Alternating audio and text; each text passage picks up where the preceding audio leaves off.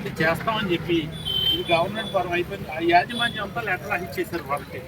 అలాగే లెక్చరర్స్ అందరూ కూడా ఓకే అన్నారు. ఇవాళ ఇక్కడ ఉన్నటువంటి గవర్నమెంట్ స్టాఫ్ ఏదైతే స్టాఫ్ ఉందో ఇదే స్టాఫ్ మొత్తం గవర్నమెంట్ కాలేజ్ తీసుకున్నారు. ఇక్కడ ఒక్కడ కూడా గవర్నమెంట్ నుంచి జీతం తీసుకున్నాడు లేదు. ప్రైవేట్ గా వీళ్ళకి జీతాలు ఇవ్వాలి. ఎవరిస్తారు? యాజమాన్యం ఎక్కడ తెచ్చేస్తారు? వీళ్ళు ఫీజులు కడితే యాజమాన్యం, ఫీజుల్లో వాళ్ళకి జీతాలు ఇస్తే యాజమాన్యం ఇస్తారు. యాజమాన్యం ఏం చేస్తుంది?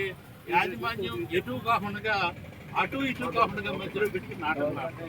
ఈ స్టాఫ్ని కూర్చోబెట్టి వాళ్ళ స్టాఫ్ ఇందులో ఇన్వాల్వ్మెంట్ లేదు. స్టాఫ్ కేవలం నేను చదువు చెప్తున్నాను కూడా నాకు గీతాలు అడుగుతున్నాను అంటే నువ్వు ప్రైవేట్ పరం చేస్తావు, ఇంకోటి చేస్తావు. ఇక్కడ రాజకీయం జరుగుతుంది. కాలేజీలో ఏమవుతుంది? ప్రైవేట్ పరం చేసేది ఇది యాజమాన్యం గవర్నమెంట్కి ఇచ్చేయాలని చెప్పేసి వాళ్ళకి లెటర్ చేయడం జరిగింది. గవర్నమెంట్ తీసేసుకున్నాం. దాని నుంచే ఇందులో కొంతమంది వారసులు అని చెప్పి వెళ్ళి స్టే తీసుకున్నారు. గవర్నమెంట్ పరం కాకూడదు. నిజంగా ఈ స్టే లేని కాలేజీలు కూడా వాళ్ళు గవర్నమెంట్ పరంగా తీసుకోవడం సిద్ధంగా లేదు.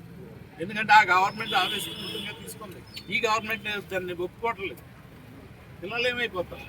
మీరు పిల్లల్ని ఏం చేస్తున్నారంటే అమ్మా 35,000 శాలరీ మీరు ఫీజు కట్టాలి, రేపు నుంచి కట్టలేకపోతారు మీరు అన్నాళ్ళు బెదిరిస్తున్నారు. వాళ్ళు కట్టరు.